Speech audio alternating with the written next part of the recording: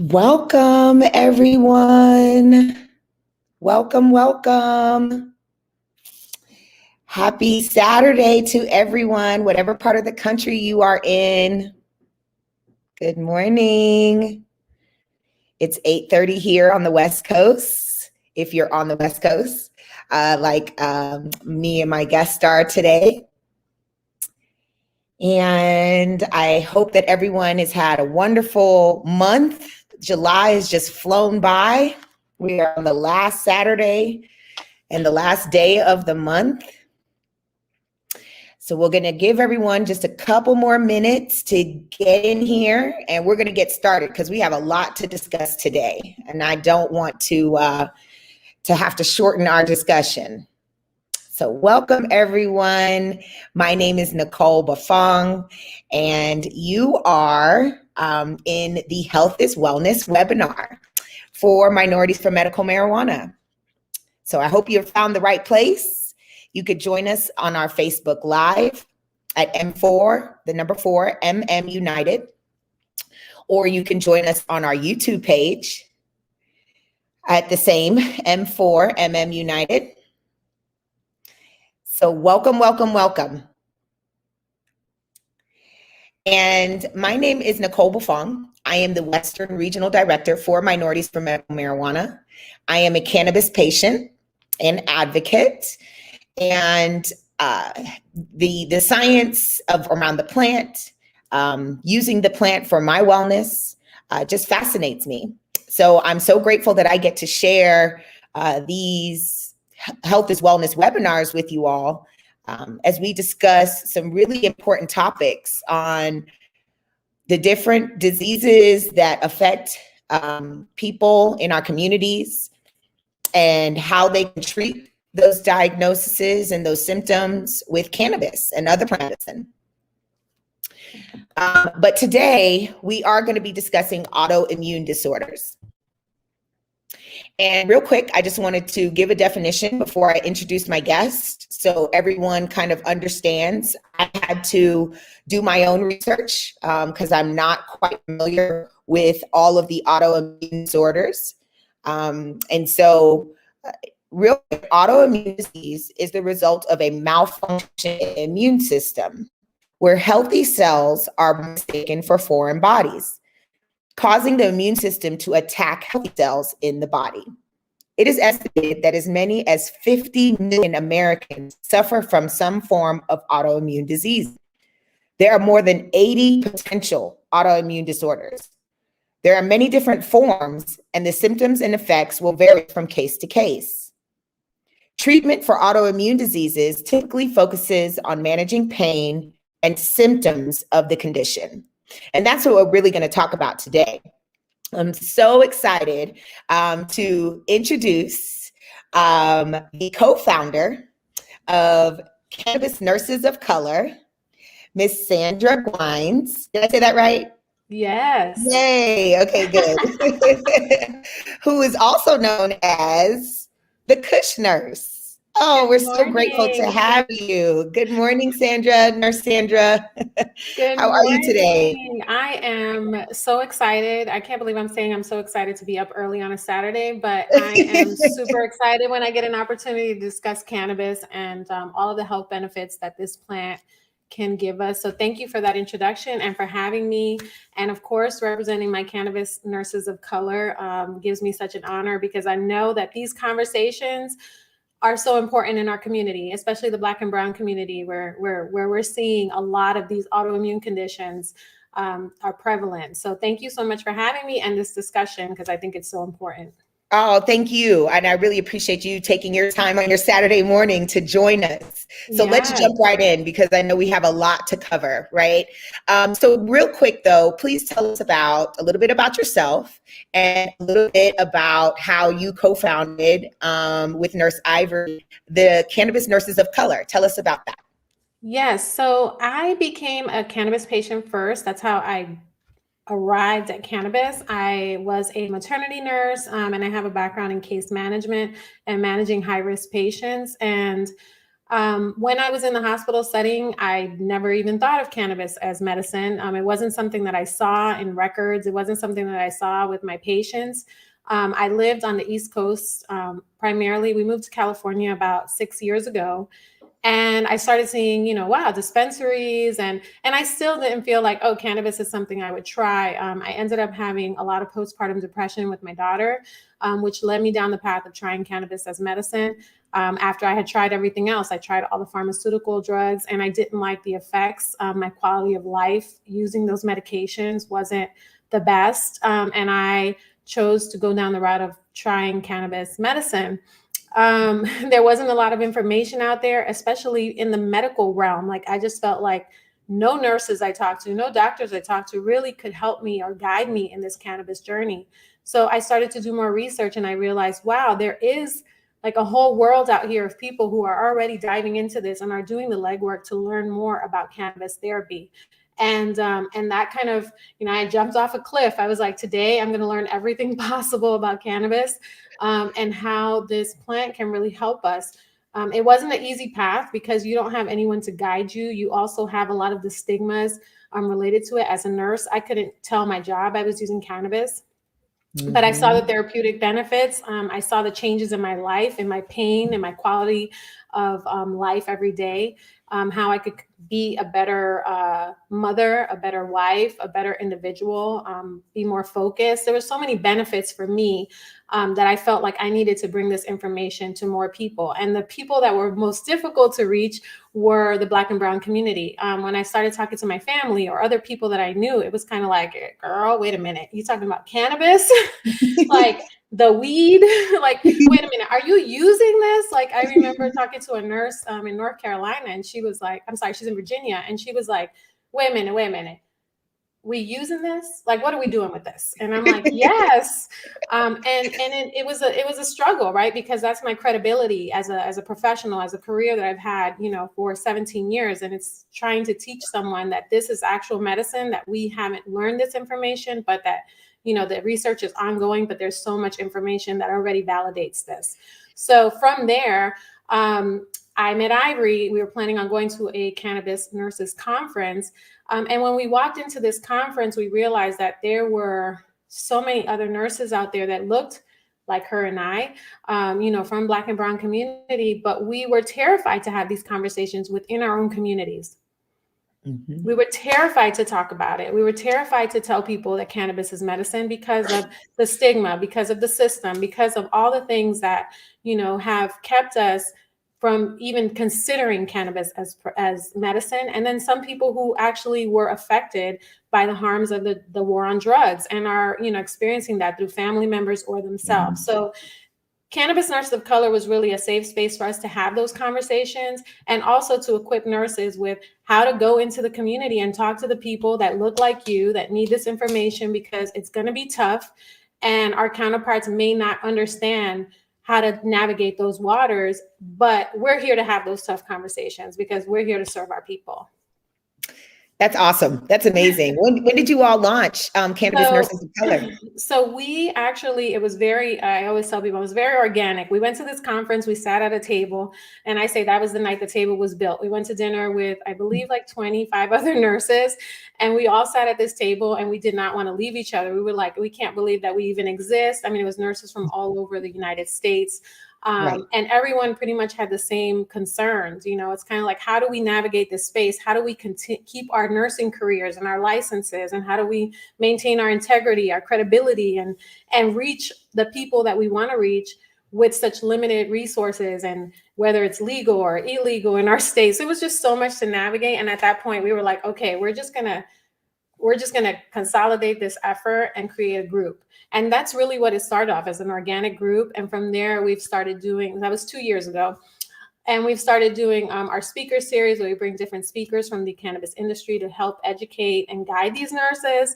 And also, cannabis nursing is an entrepreneurial venture mostly. There are not many traditional roles. So it's also helping equip nurses with the tools they need to go out in the community. And what are the seats on the bus that nurses can take in this cannabis industry, because it's so wide open right now. Mm-hmm. It's so wide open.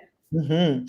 And nurses are always the angels, right? They're Oh, there. They're constantly. They're the ones that they're the true caretakers. You know, yes. when you're in the hospital, the doctor comes and you might see the doctor once or twice for your hospital stay. It depends on how long you're there, but if you're a nurse, you're in there checking on your patient every hour. I know when I have to get a blood transfusion because I have anemia and fibroids, and Mm, that's a whole nother conversation. So about every 6 months or so, every 3 months has been here lately, I have to get a blood transfusion, and mm, the nurses are in there every hour checking on me and checking on my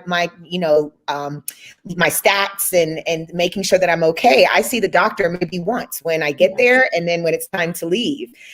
So the nurses are so hands-on, and they're so very important in your Yes. healthcare. And I'm so grateful that you two powerhouses decided to start this organization, because it's needed. The conversation is needed. You know, I find that I have more conversations with nurses about my healthcare when I'm in the hospital, and educating them about how I use cannabis. And it would be a relief to be able to have a conversation with a nurse that understood the way that I was choosing to treat myself, the way that I was choosing to treat my particular diagnosis, because I use RSO to manage my pain for Mm, my fibroids and my yes. menstrual. I don't use Tylenol. I don't use pain medicines at all. And so obviously it's a different type of lifestyle, that when you're in the Yes. hospital, they want to give you, just when I get a blood transfusion, they want to give me Tylenol. And I'm like, nope, it's okay. Yes. I'm good. Yes. Thanks. And that's hard But to navigate as a patient. I yeah, tell people it's one of the things that I love about cannabis nursing is giving my patients the confidence and the tools so that they can go and speak to their providers about right. cannabis medicine, because most of the providers haven't learned this information. It's not something that was taught in medical school. It's not something That's that right. was taught in nursing school. Right. So you find that there's a little bit of resistance. Depending on how long it's been legal in your state, there could be even more resistance, right? That's right. Because then That's right. it's less supported. And the Association for, let's say, American Academy of Physicians, they're not supportive of cannabis. Their stance is no on cannabis as medicine. So it really makes it difficult for providers to feel like they can jump off this cliff that is cannabis medicine, and dive into this world. For nurses, it is complicated as well, but we have the National Council for State Boards of Nursing, our regulatory body that gives us our licensing and all those things, has said, hey, we're going to put together this 60-page document that shows what the role of the nurse is when managing medical marijuana patients. And because of this document, it's given us guidance on every level of nursing, from LPN to advanced practice nurse, and also what student nurses should be learning in the classroom. And so we also have a Wow. recently released textbook for nursing. It's the nurse's handbook. I'm gonna lie because I don't know the name of the book, but it's on my desk somewhere here. But we have our first nursing textbook. We'll make sure to get that Yes, information out to yes, our listeners, because that yes. sounds like a valuable piece of literature Yes, for sure. and it's For it's sure. it's important for us because it's validating the work that we're doing. It's validating the role of the nurse, and it's validating cannabis as medicine. So, just know that even if your doctor or your nurse or if your healthcare providers are not supportive of cannabis, that there's so much research and information out there. So definitely get with a nurse or another one of these wonderful educators that are out here. Connect with the resources so that you feel confident when you're going in and talking about what your decision is as far as cannabis medicine. Absolutely. Absolutely. Okay, so let's dive Yes, in, because we've got a lot of of these juicy stuff. Yes. diagnoses. Yes, discuss. So let's go. Let's start off first with rheumatoid arthritis. Okay. Rheumatoid arthritis. Yes. So rheumatoid Yes. So arthritis has the most research, which is fascinating to me because that's what I found as well. yeah, Yeah. it has the most research. So it's great to start with that one, and then kind of trickle down from there. So, a lot of people may not know, arthritis in general is usually related to pain in the joints or synovial area, which is like the fluid inside your joints. So a lot Hmm. of times people will have, with rheumatoid arthritis, you'll see that they'll have like limited mobility, pain in their fingers, overall body pains and things.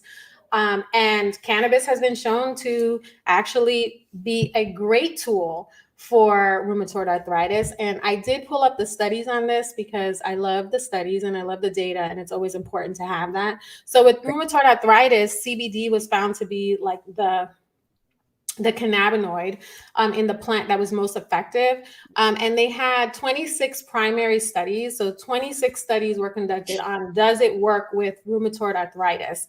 And they found that there was an 88% positivity rate. That means that 88% of those studies showed that CBD was effective in helping with managing the rheumatoid arthritis symptoms. So that's awesome. So some people may say, well, what does it do? So because CBD is an anti-inflammatory, and it's also what we call immunomodulating. So what that means is it can modulate or change or adapt your immune system. And really what cannabis does is to help us bring that immune system back to balance. So whether you're having not enough fluid in there, or whether you're needing to have pain relief in those areas, you can achieve that with the cannabis therapies that have already been tried. And so, it's kind of interesting too, because we don't have a lot of clinical research. So that's where we get the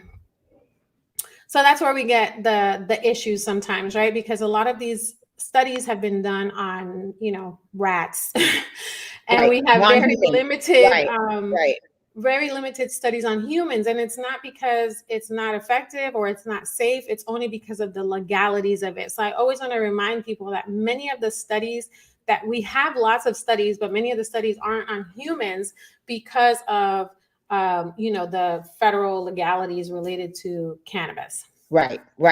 And that's one of the things I wanted to make sure that I mentioned here, that we're not giving medical advice. We are just having a conversation about the diagnosis, the disease itself, and letting people know, like you said, based on research, what has been proven to help. And because arthritis or rheumatoid arthritis is a chronic inflammation, so that's important. It's inflammation of the lining of the joints. And so we know how anti-inflammatory CBD is. So let me ask you a quick question in regards to rheumatoid arthritis. It affects the joints and the muscles, right? And so would a topical be more favorable, or would a tincture, something that you take internally, be more favorable for something like this? So we find that, in my practice, so I do have an actual cannabis consulting practice, and I work with patients regularly. So we find that topicals are very helpful, but they may not give long lasting relief. So most topicals, patients may need to reapply every 2 hours or so. So it can be helpful for some patients, but what I find is people who use topicals tend to carry their topicals like hot sauce in their bag. And pulling it out every time they get a little twinge. Put it on everything, yes. So, topicals are like the new hot sauce. You just put that on everything, right? And you carry it with you all the time, which is very beneficial. I am, definitely one of those people. I have topicals all around my house because I have neck pain. I tend to apply it often, but it does only give you, a few hours of relief. So when you take something internally, then the benefits of that is that it's metabolized to the liver, and then you're getting longer lasting relief. However, every person is different. So somebody may find benefits from the topical versus the oral tincture or oils. But we do find that for many patients who have these autoimmune conditions, longer lasting relief is so important because it allows them to have a better quality of life. Okay. Because what we want to do is manage these symptoms so that people can go to work or, spend time with their kids or, do things. And it's really hard to do things if you only have 2 hours of relief at a time. So the goal. Go ahead. Go ahead. No.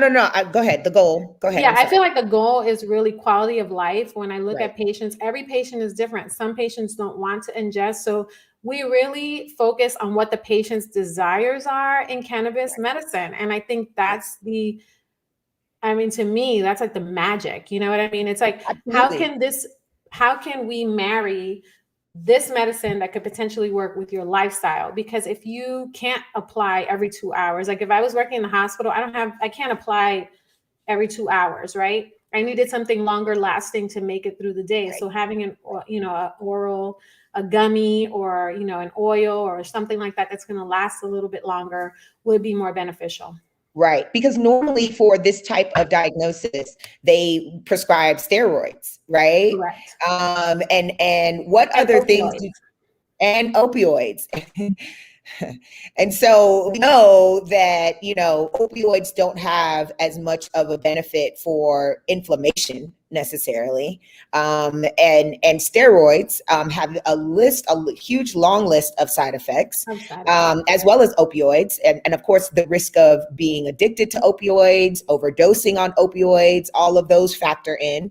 And so it's these options using CBD as an alternative to steroids and opioids is what we're talking about, because technically they say there's no cure for autoimmune disorders, right? That is something that you'll live with for the rest of your life once you're diagnosed. And all you're trying to do is manage the symptoms. You're just trying to make sure, like you said, you have a decent quality of life, that you can play with your kids, that you can go grocery shopping, whatever it is that you do on a daily, and that this diagnosis doesn't prevent you from living your best life. And using CBD or cannabis products or cannabis byproducts can help with the symptoms, right? Correct. And, I want to always mention that, I don't feel that it's always like a all or none. So, we found a lot of benefits in people who use opioids in combination with cannabis for different conditions. And they can use less opioids than they would have to, or, still have it potentiates is the word that we use. So sometimes cannabis can help improve the quality of the opioid medicine and how it's working in your system. And so you can take less and still see results. So it's not always an all or none. And I think we have to look at every situation differently. And so one of the things that I like to tell my patients is, we're never going to say no. We're going to say, let's look at it, because every patient is a little bit different. And depending on their quality of their pain, or their conditions and how it's affecting them, they may need something else. But what I always, because someone asked me recently, they said, well, if cannabis doesn't help completely, get me off pharmaceuticals, what's the point? And I always tell people, quality of life is so important. And we need to remember, like, isn't it great to get sleep? Isn't it great to not have pain? Isn't it great to find joy in things? Isn't it great to be able to live? And so some of those things are really suppressed when we have these autoimmune conditions. And because we've been conditioned by these conditions to not look for joy or be able to move or be able to do things because the condition is limiting, we have to remember that with cannabis, sometimes we can improve our quality of life and minimize those conditions enough to be able to, like you said, live, do things. Right. And like you said, we don't realize how limited we are by the symptoms from the disease, until we find actual relief. And then we're like, oh, I forgot I could do this again. And it might be something as simple as, like you said, sleep. Not realizing that the pain is keeping you up and you're losing hours of sleep because of it. Okay, so let's jump in to lupus. Lupus. Who have lupus. Lupus is a challenging one. So there were only, I believe, four trials, and I think they were all subclinical, preclinical trials. I should go back and look at this, but it's preclinical. So basically, what we found, similar to rheumatoid arthritis, is that it can downregulate or kind of bring those triggering symptoms that we're feeling, kind of bring that back down to balance so that we're not having those outbreaks and those conditions. So with lupus, there's a lot of pain and there's a lot of inflammation. Those are like the main characteristics. You can also have skin conditions, metabolism issues. Like, there's so many things that come with lupus. Lupus is so it's a challenging condition because even the doctors, sometimes it takes them a long time to diagnose people with lupus, because it's such a complicated condition. But again, CBD seems to be the winner here in the research. And it's shown, again, CBD is an immunomodulator. So that means it can upregulate or downregulate your immune system. It can bring you back to balance. It can minimize. I always remind people, I'm like, in our body, it's like there's, if you want to take it to something more, let's get woo here. You have all these little everything's kind of like, it's like fried wires, right? And so Yes. with cannabis, we can kind of bring that frazzle down a little bit and just get back to basic. Okay, whether it's, immune, whether it's, inflammation, whether it's pain, it's just bringing it down a little bit so that we can kind of see that, we can have those therapeutic effects. So with CBD, it was found to be the cannabinoid. Again, this is based on the studies that exist. We haven't done that many studies. So if we start doing more studies with THC, they might see some benefits in there. But from the studies that we have seen, CBD, topicals, inhalables, and tinctures and oils have seen to be a positive therapeutic effect for lupus. And so and a lot of the people, they have different conditions, different symptoms, but really what it's shown is that it is calming to those reactive symptoms that lupus patients seem to have, because lupus tends to be like an outbreak or a cyclical type of event where, you might be okay for a few weeks or months, and then, you get this symptom that kicks in and starts to affect you. A flare up, they call it, right? Correct. Yes. And so I just want to kind of talk about, we talked about two diseases that are commonly diagnosed, or the symptoms are common with inflammation, right? Yes. And me as a cannabis patient, I have HIV. I was diagnosed with HIV, which affects the immune system. And so reducing the amount of mucus in my body helps to keep my immune system in balance. And so as much as I love combusting my flower, I understand that when I do that, the toxins are released in the smoke, and I'm inhaling that, and which increases the mucus in my body. So there is not, the only option for people is not to smoke cannabis, right? There are so many other options, especially when we're talking about CBD. But what are some of the things that you want to tell people about their use of CBD when it comes to finding the right product for them? Because there's, you could get CBD gummies in your gas station right now, in states that are not even legal. So, what advice do you want to give to people that are looking for the right CBD products, since that's what has been the most common thread with these two diseases so far? So what advice would you like to give people? So the biggest thing is like, where is the CBD coming from? I tend to, like, we have a grocery store here. We have a Sprouts. You can go to Sprouts and you can get CBD. And not to say that all the CBD at Sprouts isn't great, but you just have to kind of look through them. Definitely looking for labs. Each of these, if they're a well-known CBD company, if they have a great product, they should be giving you the labs. You want to know, what's in this, and where, what part of the flower did they use? So a lot of times you'll hear CBD isolate, CBD full spectrum, CBD broad spectrum. And those are things that are important for you to know.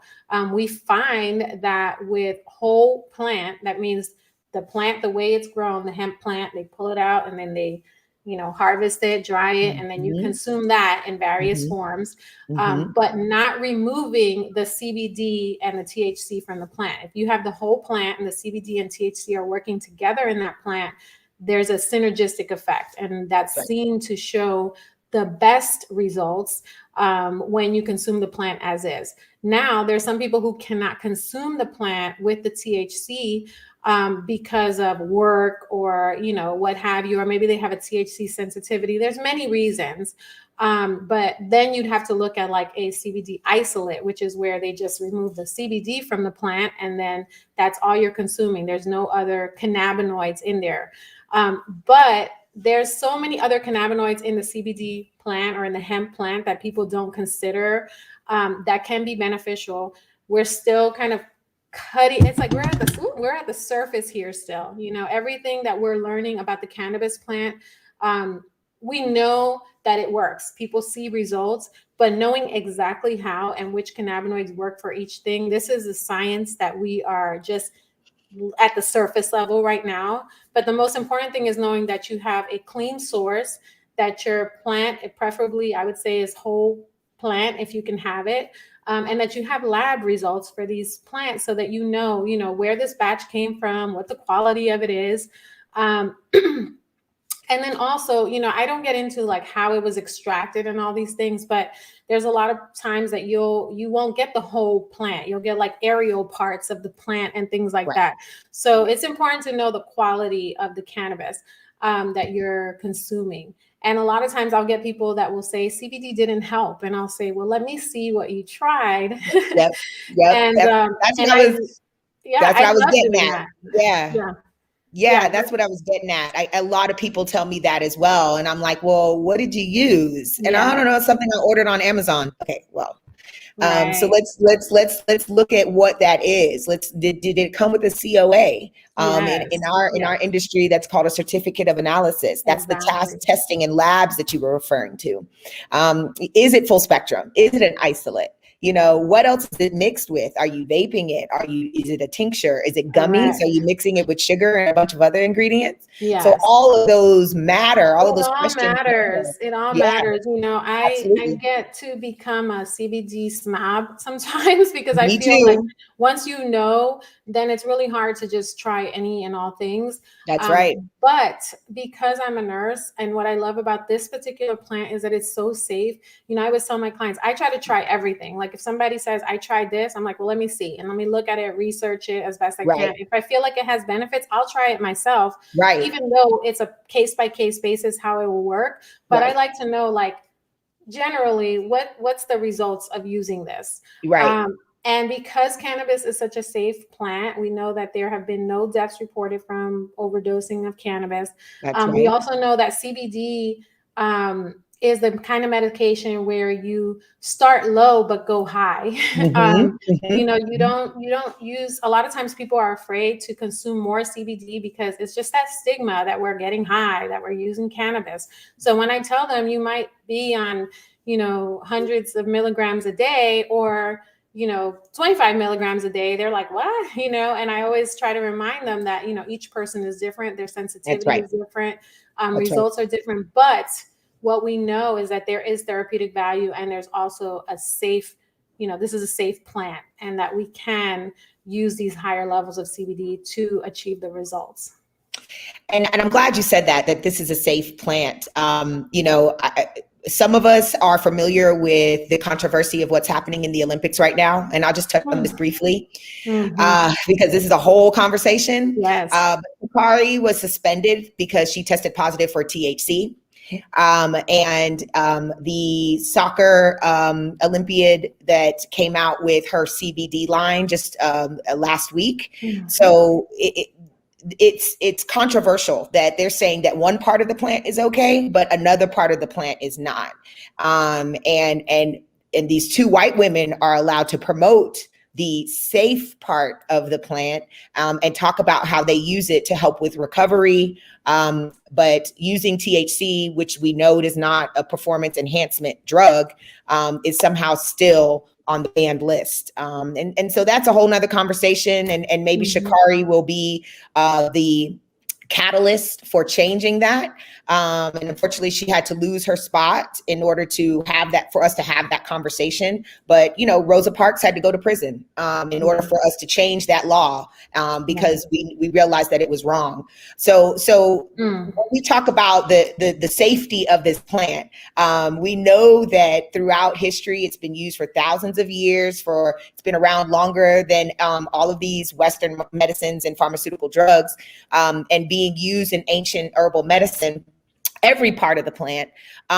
Real quick, what's the difference between a broad spectrum and a full spectrum, just so people can understand? Yes. So the isolate, we said, is just they remove the CBD from the plant and then you're just getting CBD, no other cannabinoids. The broad spectrum doesn't have a THC in it, but it has other CBD-based cannabinoids. So CBG, we have CBDA. We have so many other cannabinoids. So like I was mentioning before, these cannabinoids, if you are, because we know we have medical professionals on here, I really recommend getting Cannabis. I'm not like a sponsor or anything or whatever affiliate, but Cannabis is an awesome tool to show, because you can actually search there by cannabinoids, the studies that have been done and what those cannabinoids can help treat.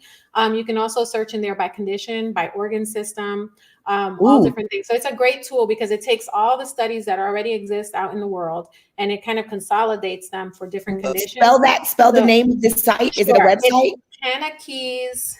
Hold on. I think it's cannabis.com, but cannabis.com. Okay. So Canna, Cannakeys. Yes. Okay. Cannabis. So this is a great tool. If you go on our Cannabis Nurse of Color page, we actually had Cannabis on there and they gave us like a full blown, like behind the scenes, how to use it and things you can do. Perfect. So definitely check it out. We don't get Canna Nurses of Color. Yes. Got it. But it's a great tool. And because we want to empower people to have these conversations, it's really important for us to share the tools that we know. This is where the kind of like, what is it? The rubber meets the road. Like right now, it's like we have to work collaboratively so that we can bring this community, this medicine, up, elevate it. You know what I mean? Literally.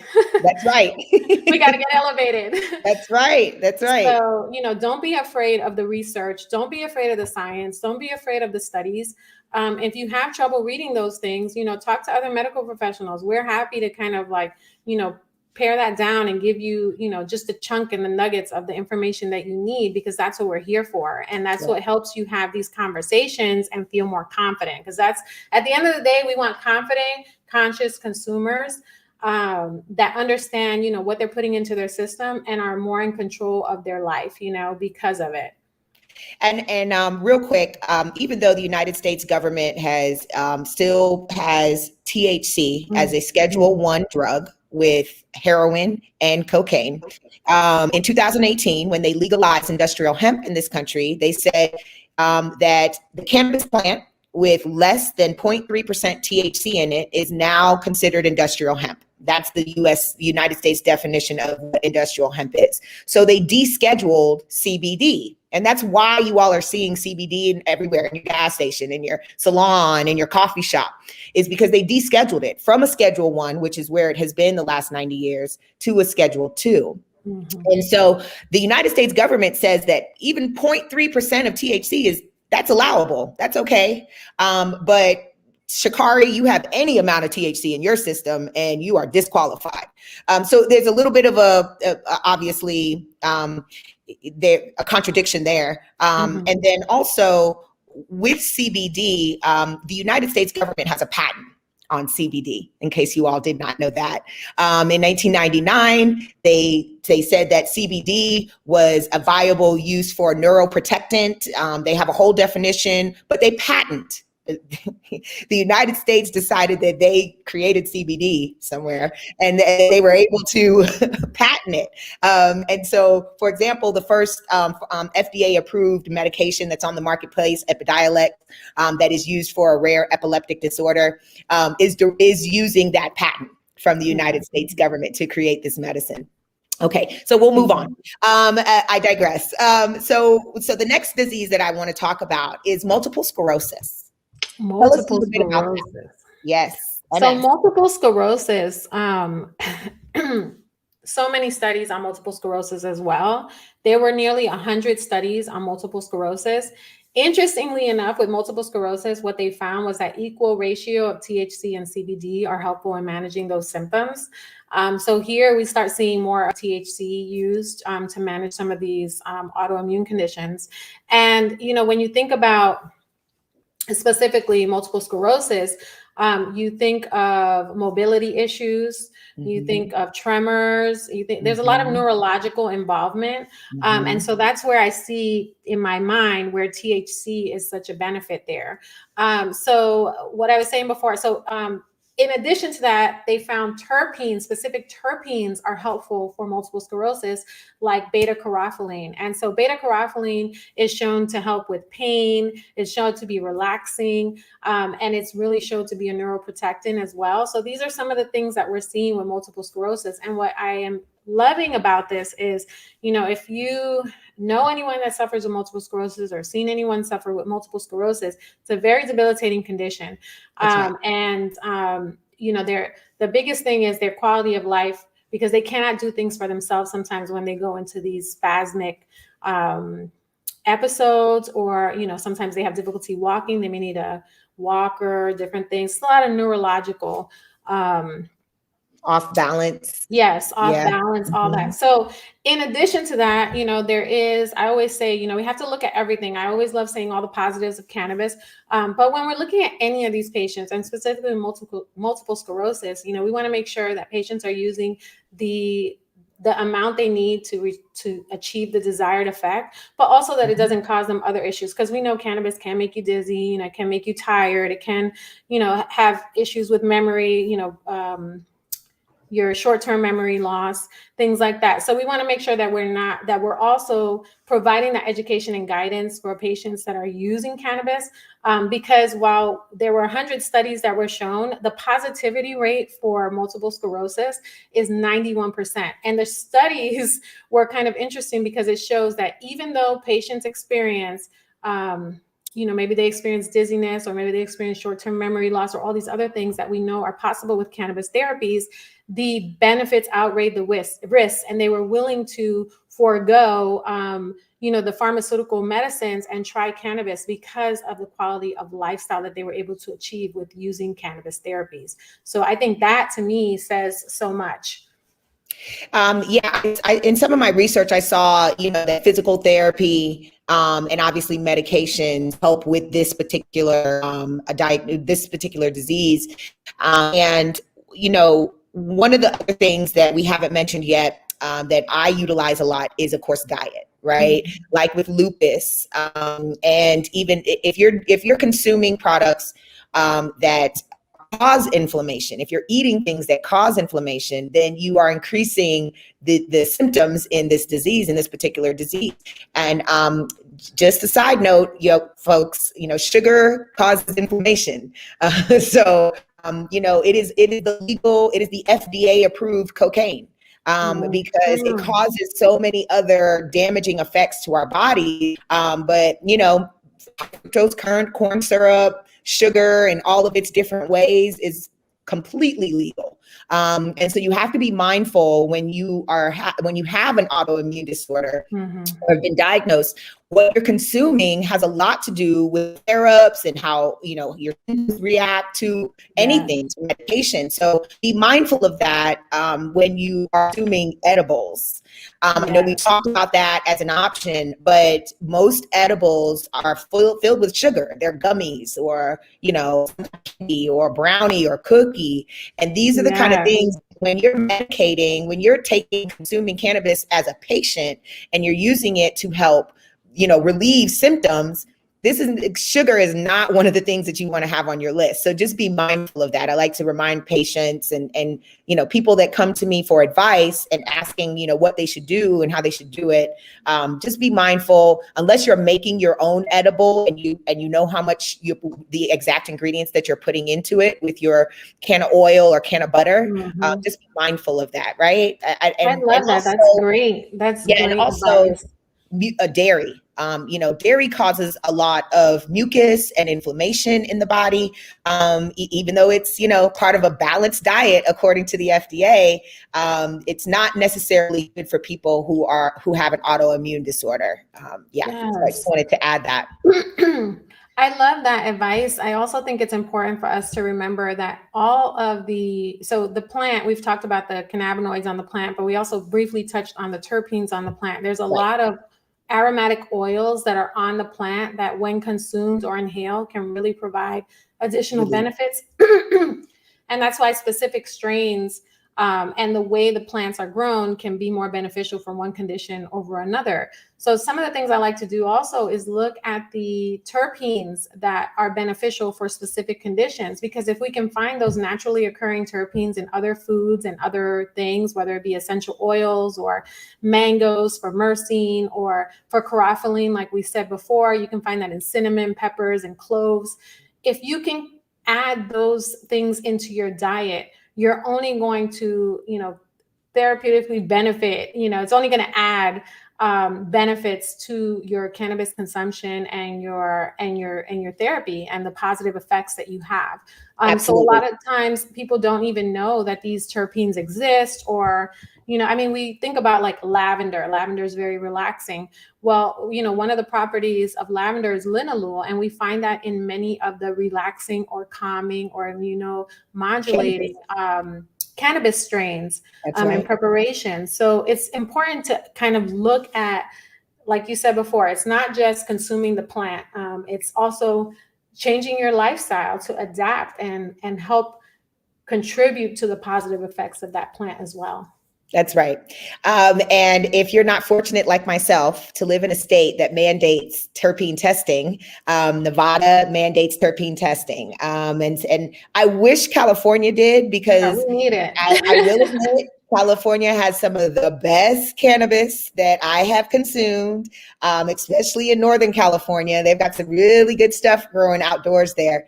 And I wish that they did terpene testing, because all of the good flower that is there, it would have so much more benefit if the consumer knew what terpene profile they were using, and especially for a patient. So if you're living in a state that mandates terpene testing, like a Nevada, but if you're living in a state that doesn't, there are some websites like leafly.com that you can go to. You just type in the strain and they can give you an idea of maybe what some of those terpenes are. But we also know that unless you get it tested, you really don't know. Like not the strain, the cultivar is based on, who grows it. Many things, if it's combined with something else, you've got all these hybrids out there. You just really don't know unless you have it written down on a paper and it shows you what the percentage. And if it's got 16% myrcene and 10% linalool and then 5% carafilene, and then you mix those up and you change around the ratios, then it has a different effect. So yes, I'm so glad you mentioned terpenes, because they're so important in how we in the physiological effects of what cannabis does. So do you have any other recommendations when it comes to terpenes that are maybe in particular with anti-inflammatory, maybe, that you know of? So I definitely feel there's a lot of information about beta-caryophyllene, because it's relaxing, That's the most common one. and it's also a pain reliever. A lot of people will use, I always tell people, if you want to think of beta-caryophyllene, think of cloves. And if you're old school like me, my mama used to say, take a clove and put it in your tooth when your tooth hurts, or chew on cloves if you have a toothache. So that's something that is just reminds me so much of the natural pain medicine that already existed, that is part of our culture, that's part of our life, that is part of our heritage. That's right. And our parents and our family and our ancestors have been using all this time, so when we see it in a plant, it shouldn't be like, oh, wow. It should be like, of course, Of course. But definitely I see cloves. When we think about when people have anxiety, or when they are feeling like the effects of THC are too high, you can combat that by chewing on peppercorns or pepper.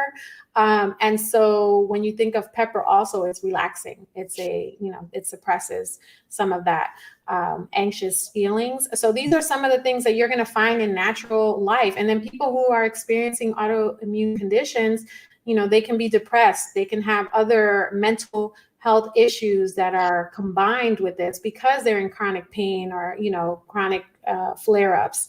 And so we look at other strains. So that's the thing. We're not always just looking at what strain is going to treat the pain. We're also looking at what's going to help with the quality of life. So limonene, we know, is found in citrus fruits, lemons, orange peels. And we know that those fruit rinds, rosemary is another one, are very important in helping us kind of boost our mood. And so these are things, if we're in a better mood, if we're more relaxed, like all of these things add to our quality of life, reduce our pain, and help us, be more active. Sometimes people can't move because they're in pain, and sometimes they need motivation to move. So having a little limonene that can give them that boost of like, okay, I feel alive and I can get moving, in addition, having that pain relief, it's like the perfect combination. I tell people all the time, when I'm in pain, which is often, just having a little something. I go hiking and I have a little bit of, it just depends on what strains I have, because of course it's like once you find a strain that really works, then it just disappears, and you can't find it again. Yes. But I try to have like a variety of strains on hand that I know this strain is going to help me by, one, boosting my mood, and two, giving me the motivation I need to get up to the top of this mountain, as well as numbing my pain, so that I can make it to the top. And that combination is enough for me to get hiking and go up to the top of a mountain. And some people never think they can make it to the top of a mountain, but with the right medicine, that might be an option for you. That might be a potential for you. Absolutely. I wholeheartedly agree with that. As an HIV patient, taking that medication every single day, it's prescribed to take every 24 hours. And every time I take that pill, it's just a reminder of this disease, and it can be debilitating. And so recently I was told that joy is my superpower. It comes naturally to me, but I know that not everyone has the same superpower. And sometimes we need some other things that are going to help us with that, because joy has been tremendous in helping me heal, along with my food, along with moving. I love hiking. It's one of my favorite things to do here in Las Vegas. But it's a combination of things that kind of help me towards healing. And so when people come to me and they're asking me, what kind of weed can I use to cure diabetes? And I'm like, well, wait, let's first talk about, what are you eating? Are you moving enough? What are you putting in your body that is causing the diabetes? Then we can talk about maybe how we can use cannabis, incorporate cannabis and other plant medicines, and to help with that disease. So food is always my first line of defense, because I know how important it is. I know how I feel when I consume a bunch of junk versus when I'm eating clean, wholesome foods, and just the energy that I feel. And, alive electric foods make a huge difference in how it makes you feel. I mean, you can have cannabis. You can have cannabis and feel good, but you can also have cannabis and, make changes in your lifestyle and feel great, and feel great. Exactly. Yes, agreed. Okay, so we've got a few more minutes here. I want to run through a couple more. Fibromyalgia is our next. Fibromyalgia. Fibromyalgia was quite an interesting one. It did have studies, which was great. And I'm saying they do have actually clinical studies, because they have a pharmaceutical version of THC that's been used, which is Nabalone. And that is that's a new one. I haven't heard that one yet. Yeah, and that one's been used in trials, and it does have positive effects. In the clinical trials, they had an 81% positivity rate when using this particular pharmaceutical medicine with fibromyalgia patients. The most important thing to know here is that all these studies were done, and they did studies on different ways of administering. So some of them had CBD and THC, some of them had high THC, some of them had low CBD, high CBD, some of them had a combination of THC, CBD, and opioids. But in all of the cases, they all saw positive results. And so I thought that was very reassuring, because it shows us that people are seeing benefits from this. And even though we're still, again, surface, we're going to, all of the conditions we talked about today, I want to say, let's come back next year. Let's come back the year later. Let's see what the new data shows, because we're opening up more. They're opening us up more to clinical research now. I feel like, COVID has kind of like put a standstill on some of the work that's out there. But I feel like in a year, we're going to just see so much more happening, especially because during pandemic, remember, cannabis was considered an essential medicine, essential drug. It was essential. And so because of it being essential, I feel like we are going to be seeing so much more research out there. But this research actually excited me, because I know individuals that suffer with fibromyalgia, and I know how hard it is. And so some people don't know, with fibromyalgia, again, it's an autoimmune condition. There's a lot of inflammation, but the big thing is pain, generalized pain, joint pain, and depression. Depression was like a big thing that affected people with fibromyalgia. And with these studies, it showed that participants scored significantly higher in their mental health status being positive because of using cannabis when compared to those who were using just traditional pharmaceutical medicine. So I think that's awesome. Now, the challenge here is they use a pharmaceutical version of THC. When we're using the naturally occurring plant, I would assume that we're going to see even more benefits, honestly, because I feel like sometimes the pharmaceuticals, they don't combine the whole plant. They just, again, we're isolating THC and these different components. So I would love to see this done with using the whole plant. They did use CBD and THC for some trials. And again, all of them were positive. I feel like an 80% positivity result is really good. There were 17 primary studies and then 8 related studies. So, we have a good, 25-ish studies that have solid information about how it can help with minimizing pain, reducing inflammation, helping patients have a better quality of life.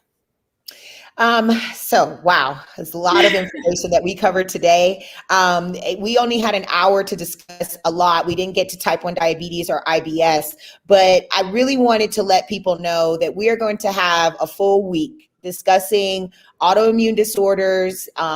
We'll be touching on sickle cell as well during that week, but just talking about what these symptoms are, how to treat them, what the options are for people out there, talking more in depth about these different researches that have happened, maybe letting people know what options they have in their state. There might be medical research in there close to them. So we'll be talking about all of those things coming up in September. You all stay tuned. We'll have a whole week to discuss every one of these diseases and really dive in deep about what your treatment options are, and also maybe finding a canna nurse of color near you that can kind of help guide you with your treatment options. Before we go, please tell us, how do we get in touch with you, the Kush nurse, and the Cannabis Nurses of Color? How do we do that? Sure. You can find me at The Kush Nurse pretty much on all social media, and my website is thekushnurse.com. For Cannabis Nurses of Color, we are at Canna Nurses CNOC. CNOC is Canna Nurses of Color. So at Canna Nurses CNOC. Our website should be out here very shortly. We're so excited to release that to you guys. We're going to have a lot of training, education, and resources for nurses and individuals. So stay looking for that. Hopefully we'll have that out here next month. We've been doing all the final behind the scenes tweaks. And again, just connect with us. We're always available if you want to DM us and just ask any questions. And again, if you're a nurse who's interested in the cannabis industry as a profession, there are a lot of barriers and there are a lot of challenges in this industry, but we're here to, move through these challenges together, break down these walls and barriers, because the conversations need to happen. Our people need us. When I go home and I'm talking to people, whether it's in Mississippi, where my husband's from, or New York City, or Charlotte, or any of my homes, I always tell people it's important for us to have these conversations, because the truth is that people are scared. We're still scared to use cannabis as medicine because of all the, ramifications that come with it, whether it's employment, whether it's, legal, whatever, legal, family, etc. But there are options out there. Definitely get some resources and connect with people who can guide you, because that's what's going to give you the confidence. And I know for me, a lot of times when I'm working with people, they initially are like, I don't want to get high. I don't want to this. I don't want to that. And then we evolve past that. Okay. We evolve. And the evolution is a journey, and you don't want to go through that alone. So that's one of the goals of cannabis nursing, is that we can guide you so that you're not going through this alone, even though it is a personal journey. Absolutely. And one of the questions I want to answer that was brought up, did we already discuss rheumatoid arthritis? Yes, that was the first one that we discussed. So if you missed this episode, please go to our Facebook page. You can see it on our YouTube channel and the replay and see some of the things we talked about. If you have any further questions, please reach out to the Kush Nurse and to Cannabis Nurses of Color. You all stay tuned. Next month, I'll be announcing, coming up here soon, our dates for our Health is Wellness Week, where we'll be diving in deeper. We'll have the Cannabis Nurses of Color back on to help us dive into all of those things, all of those diseases. But everyone who joined us today, thank you so very much. We really appreciate you joining us. And thank you again, Nurse Sandra. I really appreciate all of your knowledge and all of your wisdom. And I look forward to discussing with you again, talking more about how we can help people in our community really face and fight their diagnosis and really be on a path to wellness. So thank you again. Thank you. Thank you guys for having us. And thank you for everyone that joined. Have a good one. All right, you too. Thanks. Bye, everybody.